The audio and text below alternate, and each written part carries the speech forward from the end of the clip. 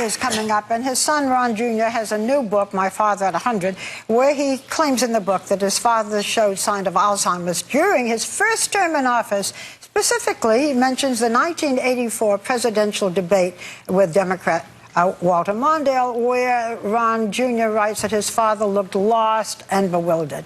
Well, as it happens, I was the moderator of that debate. It was in 1984. It was an hour and 40 minutes. That's a long time. And maybe he, you know, stumbled over one answer or so forth. But I don't remember, I mean, an hour and 40 minutes to answer questions and to answer questions from a panel, and he was with it. Oh, my God. Is that let's me? see that again. Wait, I didn't see it. I was looking at you, but can we can't see Barbara here? You want to see my hideous outfit? Yeah, there you are.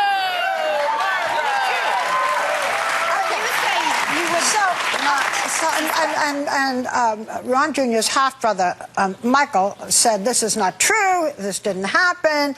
I'm going to say something that I probably saw more of President Reagan in those years than either of his sons. He was not really close to them. And I did interview after interview.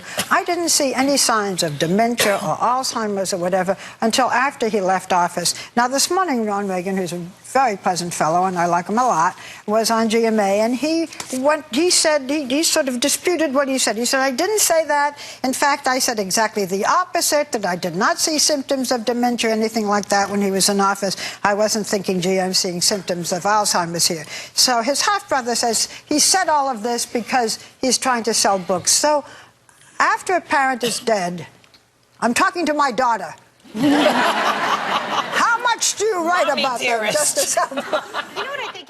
Can I just say, Ron Jr. also said he'd already been shot. He's in his mid-70s. He's in the toughest job in the world, and I'm worried about him all the time for all kinds of reasons. Okay, I also did a big interview, like 6 months, an hour's interview with Reagan, called it Home on the Ranch. So he was just fine. So the big question here is, should this be something that's that if he didn't know, as you say, should he have speculated?